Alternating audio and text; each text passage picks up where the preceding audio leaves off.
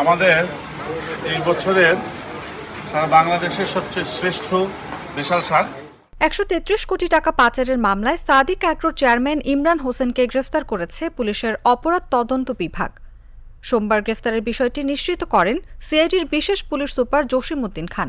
তিনি বলেন, ইমরানের বিরুদ্ধে ১৩৩ কোটি টাকা পাচারের মামলা রয়েছে। ওই মামলায় তাকে গ্রেফতার করা হয়েছে।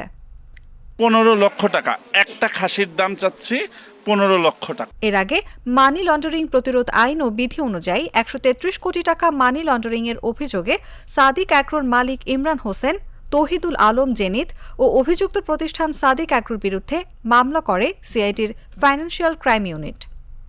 সাদিক অ্যাগ্রোর বিরুদ্ধে চোরাচালান, প্রতারণা ও জালিয়াতির মাধ্যমে সরকারি বিধি লঙ্ঘন করে অনুমোদনহীন ব্রাহ্মা জাতের গরু আমদানি, ভুটান ও নেপাল থেকে চোরাচালানের মাধ্যমে আনা ছোট আকৃতির ভুট্টি গরু বাংলাদেশে নিয়ে এসে তা বিক্রি করার প্রমাণ পাওয়া যায়।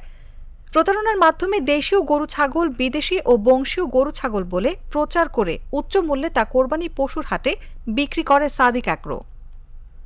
টেকনাফ ও উখিয়া, কক্সবাজারের সীমান্তবর্তী এলাকা দিয়ে থাইল্যান্ড ও মিয়ানমার থেকে চোরাচালানের মাধ্যমে গরু ও মহিষ বাংলাদেশে নিয়ে এসে তা বিক্রি করা হয় সাদিক অ্যাগ্রোর মাধ্যমে।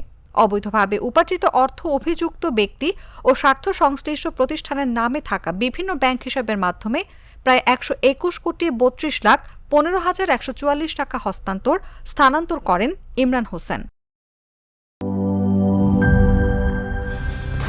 কালার এক্সপার্ট, জর্জ স্যাপ এবং মাইল্ড অন হ্যান্ডস টেকনোলজি সমৃদ্ধ অরিক্স ক্রিস্টাল ওয়াশ আপনার লন্ড্রি এক্সপার্ট।